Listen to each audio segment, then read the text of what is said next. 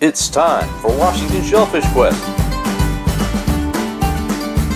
This episode, Pacific Northwest Crab Boil. Hey Washington Fish Questers, Blake here. I'm out with my buddy Levi. We're out here in the Puget Sound crab opener. This is Marine Area 10. It's opening July 3rd this year. You know, you've seen Levi and I go crabbing and catch some coho as well, which is what we're going to do while the crab pots soak. But I haven't shown you what I do with the crab.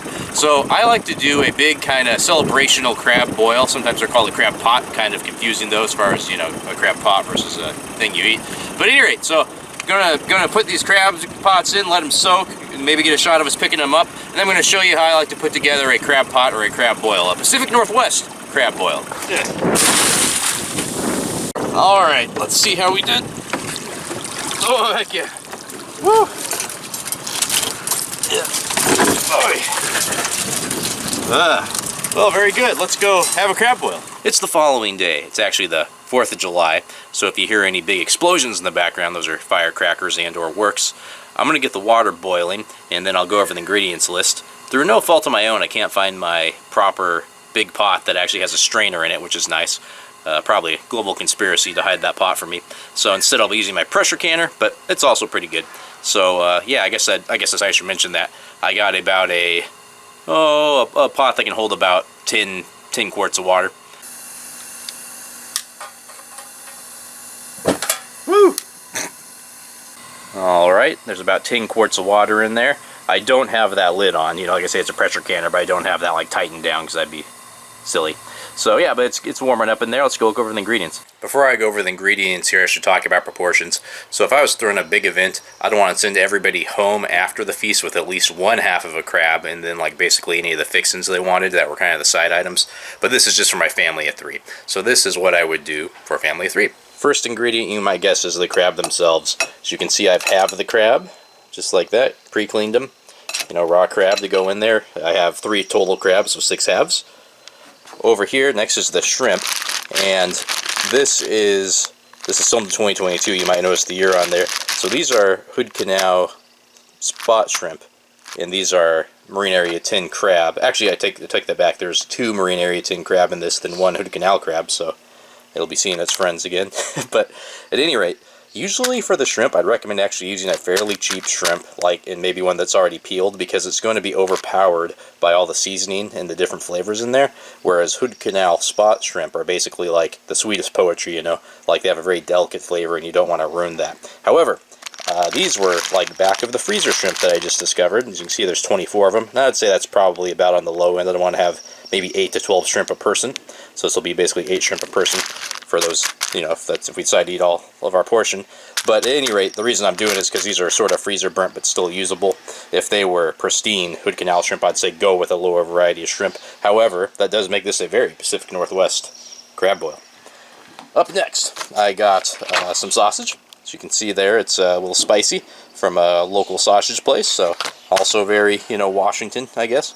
Up next, I got some corn. You know, I got 3, I guess I should say with the sausage, you know, it's basically a sausage a person there, it's just 3 sausages. I'm going to slice it up, just slice them up into chunks, you know, maybe about 4 slices per sausage. Now the corn. So the corn's pretty similar, ear, corn, a person. I will slice it up to where there's 3 smaller ears, you know, and you just pick it up and eat it with your hands. And then lastly, I got meat potatoes. I like these little Yukon Golds. I think I have 4 potatoes a person, so I just slice these in half. You know, and again, these are pretty small potatoes. And then for the seasonings, here's my all-stars. I got Old Bay, some bay leaves, some salt. I just lightly salt it to start with. And then I like to put in just a little clove of garlic. That's optional. Well, there you have it. The boil is ready to go, so I'm going to start dumping them in, and I'll tell you the timing of each of these items. First, let's look at that roar and boil. Yeah, heck yeah. Alright, first I'm going to put in my seasonings. I'm going to start with maybe 4 or 5 shakes of salt. Don't want to over-salt it. Next, I will go with Old Bay. I really like Old Bay. I usually use about 1/4 of the container. Some people will use more like half. Be prepared to beat down the boil if you need to, because sometimes if you put in a bunch of Old Bay, it kind of makes it boil up. So heads up for that. Next, I'm going to plunk in that garlic. And then to end it, I'm going to put in 3 or 4 bay leaves. With the bay leaves, I'd say maybe a bay leaf or 2 a crab, depending again on personal preference, but I'm going to go with 4. Alright, let's talk timing. The entire boil is only going to take 20 minutes. So first I'm going to start with the potatoes. That might not seem long for potatoes. You know, they're going to take the longest to cook. However, they're small potatoes and I've cut them in half, so 20 minutes will do it.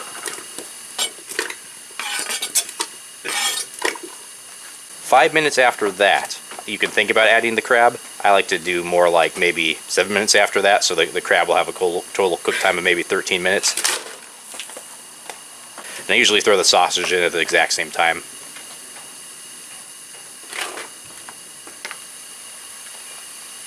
About halfway through, I'll add the corn. So 10 minutes into the boil, I put the corn in, so the corn will cook for a total of 10 minutes.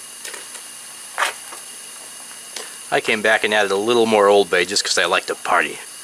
And then near the very end, I'll add the shrimp. Some people let the shrimp cook for like 5 or 10 minutes. The shrimp needs almost no time in the pot at all. Shrimp cooks extremely fast. I only put the shrimp in for 2 or 3 minutes, like right near the very end, so when it's getting near that 20-minute mark. So maybe 18 minutes in, I'll throw in the shrimp, and that will be a plenty. Since I couldn't find my cool pot with the basically built-in colander, I went ahead and just drained this in my kitchen sink. Did not include that footage as my sink was very messy. As for the rest of it, traditionally you dump it out on a newspaper. Since I don't have a newspaper, I'm going to substitute some old brown bags. Yeah. Woo. There you have it, Pacific Northwest crab boil. Woo, that looks good. Alright, I'm going to take all this inside and we're going to eat it now, but before I do, maybe I'll just have a sneak peek out here, huh? I'm going to start with the shrimpy. I'm really surprised that these are not really freezer burnt after 2 years. They're absolutely overpowered by everything else, but I mean that's the point of these crab pots, is everything kind of blends. Those are great. Here's a potato. If anything, it's a little overdone. So it was down real smooth though. Now time for a little spicy sausage. They're not a sponsor of mine or anything like that, but Olympia Provisions does great sausage. Here we go, a little corn. Whoa. Woo. I mean, it's hard to beat hot corn, but you don't even need butter for this. I might start a second channel and call it Watch Me Eat Corn. Now for the piece de resistance, I'm just going to break a leg off of this guy. Now, a lot of time with the Dungeness, you can actually just like smash them with your hand, as long as it's one of the legs. If it's the claw, I wouldn't recommend it because you'll probably cut your hand, but obviously crab crackers are preferred, but you can usually just give them a smash. See?